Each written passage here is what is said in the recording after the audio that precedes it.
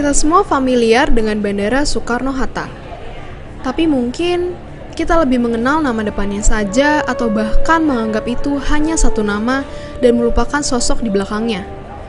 Tapi justru tanpa Hatta takkan ada bandara ini, Soekarno, bahkan bangsa ini. Dia salah satu pemikir terhebat yang bangsa ini pernah punya. Dialah Muhammad Hatta. Hatta itu sosok yang berbeda. Mungkin bisa dibilang juga gila. Ia lebih memilih mengangkut 16 peti bukunya dibanding 11 anak angkatnya. Kecintaan dia terhadap buku datang dari satu kejadian di masa kecilnya. Ia diberikan 3 buku oleh pamannya, di mana di sana ia menemukan bahwa ia bisa menjelajah ke mancanegara dan seolah mengobrol dengan tokoh-tokoh hebat dunia. Itulah hebatnya buku bagi Hatta, yang kemudian tumbuh besar, di mana buku berperan penting bagi hidupnya. Buku dan Hatta semakin tidak terpisahkan. Bahkan saat ia berkuliah di Belanda, kawan-kawannya pun sering meledek kalau Hatta lebih tertarik pada buku dibanding perempuan. Keisengan itu semakin menjadi ketika mereka menjebak Hatta dalam sebuah kencan dengan gadis cantik asal Polandia. Konon katanya, gadis ini bisa menggetarkan hati pria manapun. Tapi tentu saja, Hatta bukan pria biasa. Cintanya akan buku dan tanah air membuatnya bersumpah untuk tidak menikah sebelum Indonesia merdeka. Ya, ia memilih fokus membela tanah airnya lewat organisasi pemuda bernama Perhimpunan Indonesia. Organisasi ini bagai wahana perjuangan Hatta di negeri Belanda. Di koran-koran, ia menulis kritik dan pemikiran yang lebih tajam dari peluru senapan. Tulisan-tulisan itu bikin Belanda ketar-ketir. Berani-beraninya seorang bumi putra melawan, apalagi di negeri sang penjajah itu sendiri. Hatta lalu disegap, ditangkap karena dianggap menghasut kerusuhan.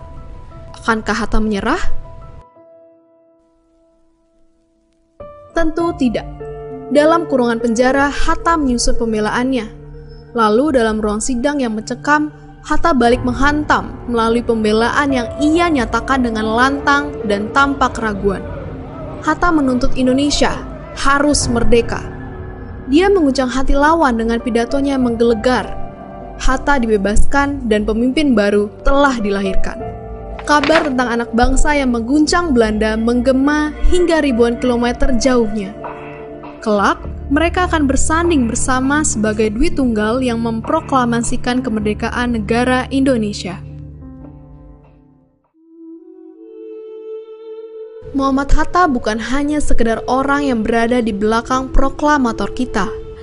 Mereka berjalan beriringan dengan hubungan yang memang penuh benci tapi cinta.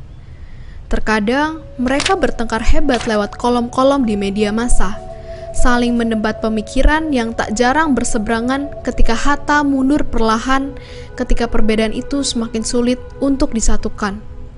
Tapi di balik itu semua, mereka adalah sahabat karib, pasangan sehati yang namanya sulit dipisahkan dalam sejarah perjuangan Republik ini. Hatta selalu setia bahkan sampai penghujung hidup sang sahabat yang sangat dicintai olehnya, Soekarno.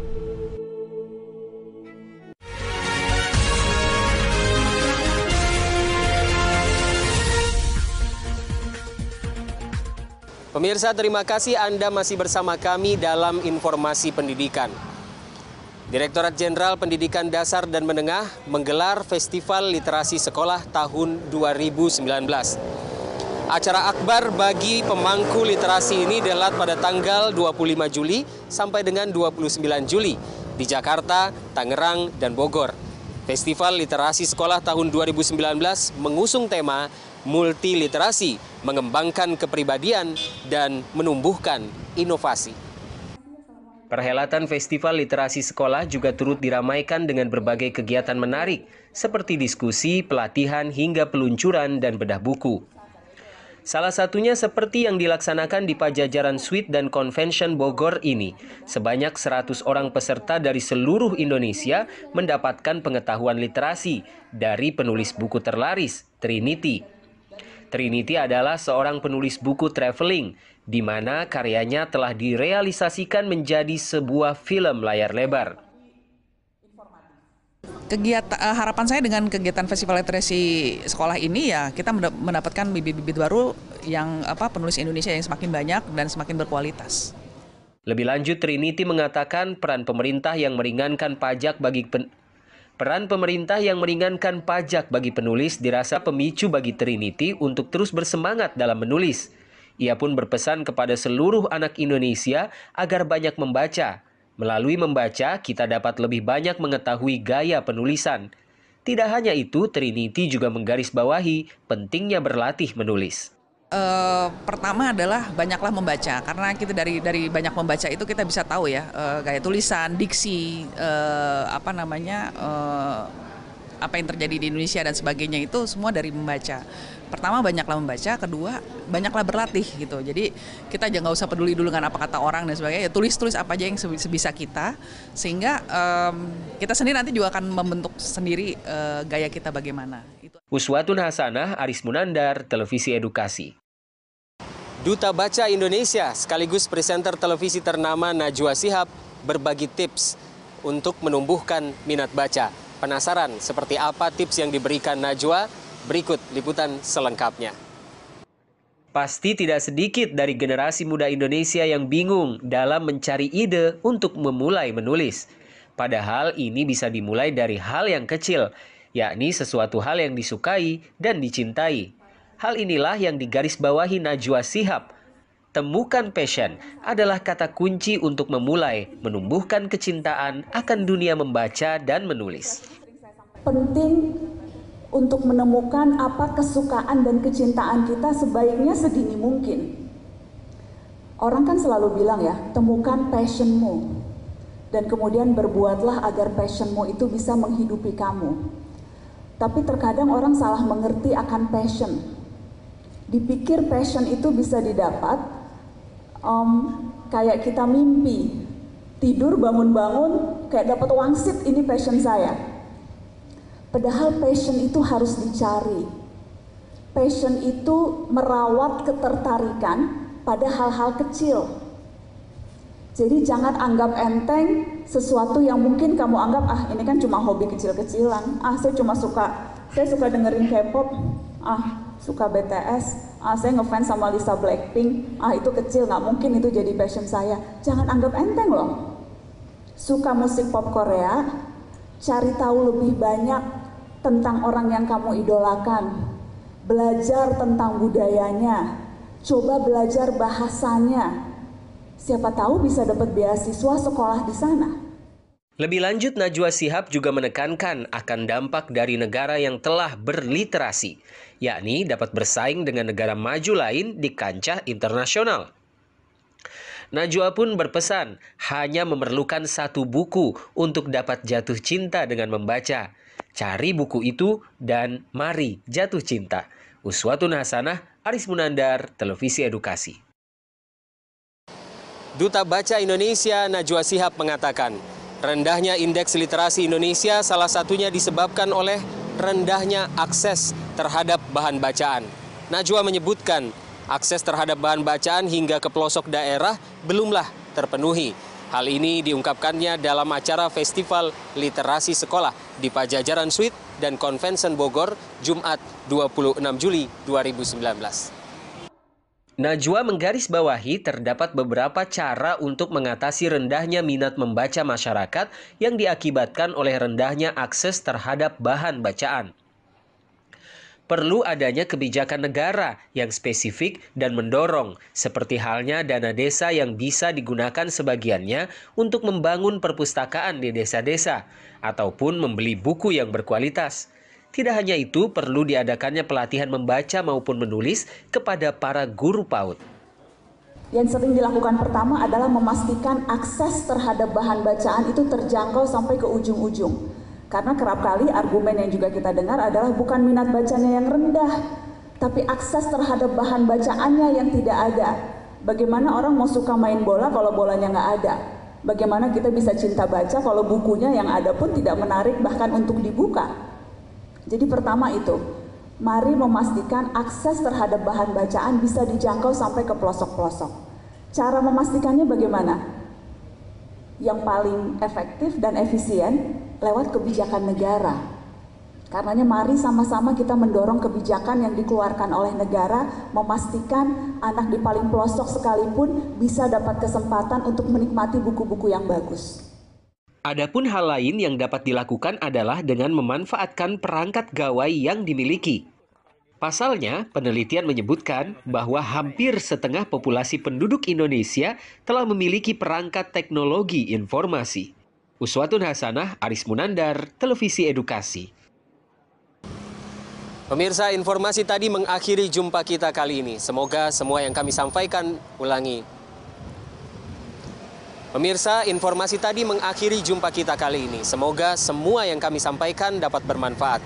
Saya Salehuddin Al-Ayubi beserta kru yang bertugas mohon undur diri. Tetap saksikan terus tayangan Televisi Edukasi karena kami menyajikan tayangan yang santun dan mencerdaskan.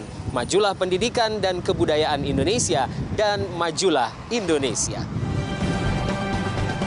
Ada banyak banget manfaat dari baca buku. Nah, dalam video ini saya akan mengulas pada Anda 7 alasan kenapa kamu harus membaca buku. Insya Allah selesai dari nonton ini meningkatkan keinginan Anda untuk membaca buku. Suka baca buku nggak? Nah, mumpung ya saat ini lagi banyak waktu yang harus dihabiskan di rumah, tidak ada salahnya Anda mulai menambah lagi buku-buku yang Anda baca. Oke, saksikan terus.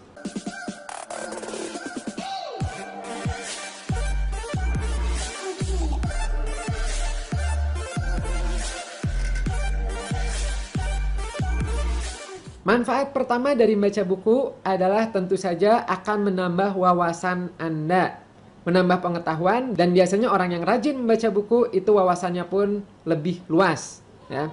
Apalagi kalau buku yang dibaca itu semakin bervariasi. Contoh, misalnya buku psikologi dipelajari, buku tentang pengembangan diri dipelajari, buku tentang motivasi diri dipelajari, buku tentang, menambah untuk buku-buku lainnya pun itu dipelajari. Seperti misalnya tentang bagaimana cara mengajar secara daring, secara online, ya. Buku tentang bagaimana kisah orang-orang sukses itu bisa berhasil dan sebagainya, itu menambah wawasan Anda. Kemudian dengan baca buku akan meningkatkan daya ingat dan konsentrasi Anda. Ya. Udah cukup banyak penelitian yang membahas tentang ini. Jadi otak itu mirip dengan tubuh. Semakin dilatih, semakin bugar, ya, semakin kuat. Begitu juga dengan otak Anda. Otak itu bersifat plasticity. Plasticity itu dia bisa berubah, ya, sesuai dengan apa yang kita latih dan apa yang kita kembangkan. Begitu juga otak bisa mereduksi, bisa jadi pasif, ya, ketika otak itu tidak dipakai. Nah, semakin Anda rajin baca buku, semakin Anda banyak buku yang Anda baca, maka di saraf-saraf di otak, ya, neuron-neuronnya itu akan semakin banyak yang terjalin. Dan situ memungkinkan Anda untuk semakin tinggi daya ingatnya dan juga konsentrasinya. Berikutnya yang ketiga adalah manfaat dari baca buku adalah meningkatkan jumlah kosakata Anda. Semakin Anda banyak baca buku, semakin menemukan kosakata baru, ya. Ada bahasa-bahasa baru, ada istilah-istilah baru. Nah, itu bisa menambah perbendaharaan vocabulary Anda, ya gitu. Nah, untuk mengetahui seberapa banyak kosakata yang Anda miliki, tidak ada salahnya bisa dilatih dengan mengerjakan games seperti teka-teki silang, tebak kata, ya, itu bisa membantu Anda mengecek seberapa banyak kosakata yang Anda kuasai. Juga game-game sinonim atau anonim, ya, itu bisa membantu juga. Install aja di handphone, sekarang udah banyak ya permainan-permainan yang mengasah kosakata Anda. Berikutnya, manfaat dari Anda membaca buku adalah meningkatkan kemauan berpikir analitis Anda. Ya, jadi dengan banyak baca buku, ya, itu otak-otak Anda itu akan dipaksa untuk semakin aktif dan juga kemampuan untuk memecahkan masalahnya pun biasanya meningkat. Disebutnya kalau dalam psikologi adalah coping strategi, ya, menyelesaikan masalah-masalahnya itu akan meningkat. Detektif-detektif itu biasanya rajin baca buku, ya. Kemudian orang-orang sukses, ya, itu hampir semuanya itu membaca buku. Bill Gates, Steve Jobs dan sebagainya itu baca buku. Buku tuh udah jadi makanan sehari-hari mereka. Berikutnya, dengan Anda rajin baca buku, itu juga bisa meningkatkan empati Anda. Ini ada penelitian menarik dari The New School of Social Research, itu menyebutkan bahwa dengan membaca buku, terutama buku-buku fiksi, itu dapat membantu seseorang untuk memahami apa yang dipikirkan oleh orang lain dan emosi yang disajikan. Jadi ini bagus ya untuk melatih emotionsnya Anda. Baca buku. Kemudian, ini yang saya suka adalah ternyata dari penelitian adalah ketika orang itu rajin baca buku, ternyata bisa mengurangi tingkat stres hingga 60%. Baca buku itu bisa mengurangi denyut jantung, ya, jadi kalem, rileks gitu. Sehingga ini berdampak juga pada kesehatan tubuh, ya, karena tidak banyak stresnya. Baca buku. Ya. Kemudian satu lagi adalah dengan Anda rajin baca buku, itu bisa mengurangi potensi ke arah Alzheimer, terhindar dari Alzheimer. Kalau dari penelitian yang saya baca itu lumayan sampai 2,5 kali lebih rendah dibandingkan orang yang jarang baca buku. Nah, apa sih Alzheimer ini? Alzheimer tuh biasanya mudah lupa, mudah pikun ya, suka disebutnya pikun. Alzheimer nih kalau dari yang saya baca lagi itu tidak bisa disembuhkan, tapi bisa dicegah. Nah, dicegahnya bagaimana? Nah, salah satu cara yang efektif untuk mencegah Alzheimer itu adalah dengan baca buku. Ini kalau saya melihat dari analitis di YouTube-nya saya ini paling banyak penontonnya adalah usia dari 18 tahun sampai 35 tahun. Berarti usia-usia kurang lebih masih remaja akhir atau dewasa awal ya. Mumpung usianya masih muda, banyaklah baca buku sehingga terhindar dari Alzheimer ini. Bagaimana nih kalau Anda ternyata umurnya sudah 50 tahun lebih? Tidak ada salahnya baca buku ya. Siapa tahu bisa membantu Anda untuk ya tadi ya dari 7 alasan ini. Salah satunya adalah mengurangi Alzheimer-nya. Sedikit cerita, guru besar saya ya di grafologi namanya Bu Erika Karos, itu umurnya Juli nanti itu adalah 90 tahun. Dan beliau itu hampir setiap hari baca buku. Itulah kenapa setiap kali saya komunikasi dengan beliau ya membahas kasus-kasus tentang psikologi, tentang grafologi, meskipun umurnya udah 90 tahun tapi luar biasa encer otaknya, luar biasa dinamis ya, luar biasa lengkap. Bahkan di umur 85 tahun ya, berarti 5 tahun yang lalu itu beliau menemukan obat untuk kanker ya gitu di Amerika, di California sana, kemudian udah gitu dipatenkan. Kebayang ya, umur 85 tahun menemukan obat untuk kanker gitu. Nah, mari kita sama-sama perbanyak baca buku. Semoga kita semua mendapatkan manfaat-manfaat dari baca buku tersebut. Pada sebuah studi di 61 negara, Indonesia menempati ranking 60 setelah Thailand dan sebelum Botswana dalam hal minat baca. Dari 1.000 orang Indonesia, hanya 1 orang yang memiliki passion dalam membaca. Sementara, menurut Mihai Csikszentmihalyi, membaca merupakan salah satu aktivitas yang dapat membawa kita pada flow state. Artinya, membaca dapat menjadi sesuatu yang menyenangkan dan tak jarang dapat membuat kita lupa diri dan lupa waktu pada saat melakukannya. Tapi, gimana caranya? Berikut adalah 5 hal yang dapat membuat membaca menjadi mengasyikkan. Pertama, pahami gambaran umum dari buku tersebut. Membaca gambaran besar dari apa yang akan disampaikan oleh sebuah buku dapat membuat kita lebih menikmati paragraf demi paragraf yang akan disampaikan.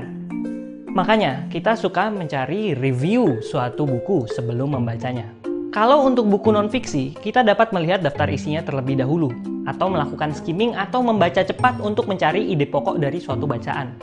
Ketika kita memiliki bayangan gambar akhir yang akan dibuat, akan ada keseruan ketika menemukan keping-keping puzzle-nya.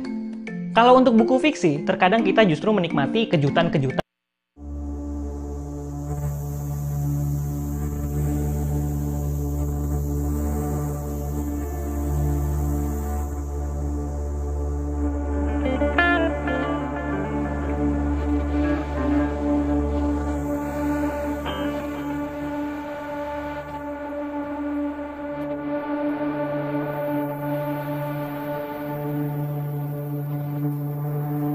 Akan fokus kepada bagaimana cara supaya kita sampai ke sana. Tapi, kalau kita sudah tahu rutenya, kita dapat lebih fokus pada pemandangan selama perjalanan. Nggak heran, terkadang kita suka membaca atau menonton suatu cerita fiksi berulang-ulang, karena ada hal lebih detail yang bisa kita dapati. Kedua, akrabkan diri dengan istilah yang digunakan.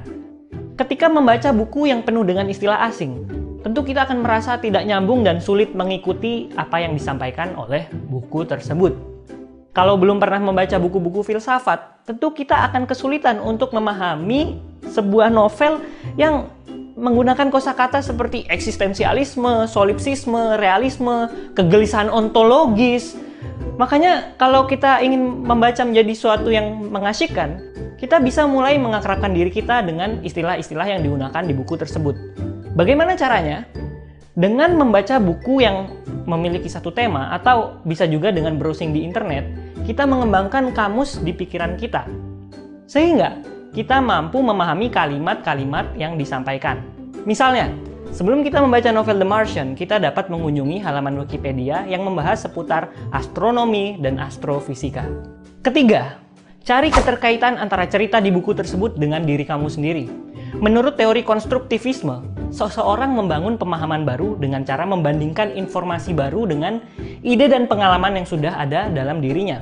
Sehingga suatu cerita akan lebih menarik untuk diikuti ketika kita dapat mengaitkannya dengan pengalaman pribadi atau hal-hal yang sudah kita ketahui sebelumnya.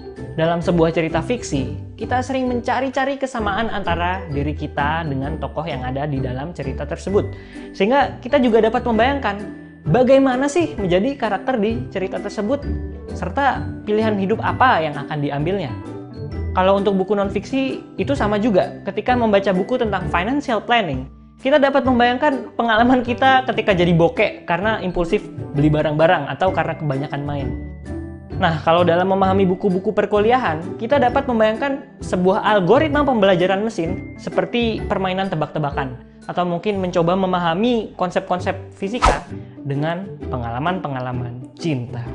Keempat, baca buku dalam suasana yang kondusif. Untuk dapat menikmati aktivitas membaca, kita membutuhkan sebuah ruang untuk berkonsentrasi. Kita dapat pergi ke tempat yang nyaman dan tenang untuk membaca, dan kalau perlu, kita matikan HP untuk sementara waktu. Ada yang merasa nyaman membaca dengan iringan musik, tapi ada juga yang merasa lebih nyaman tanpa suara. Dan bagi beberapa orang, membaca di kereta dengan sedikit suara berisik dari kereta dan orang-orang di dalamnya juga dapat membantu kita untuk lebih fokus. Kelima, pegang kendali dalam membaca. Perlu diingat bahwa membaca membutuhkan suatu keterampilan. Setiap orang memiliki level skill membaca yang berbeda-beda. Tingkat kesulitan dari berbagai buku pun beragam. Pada akhirnya, untuk membuat membaca menjadi sesuatu yang mengasyikan, kita perlu mencari buku yang tingkat kesulitannya pas dengan kita. Misalnya, kalau belum bisa baca novel yang panjang dan rumit, baca aja novel-novel yang ringan dulu atau kumpulan cerpen.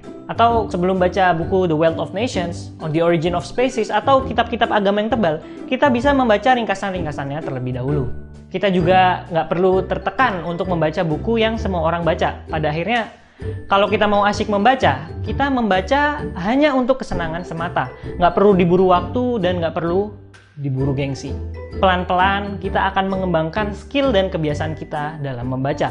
Sehingga nantinya kita dapat membaca buku-buku yang katanya berat dengan cepat dan menyenangkan.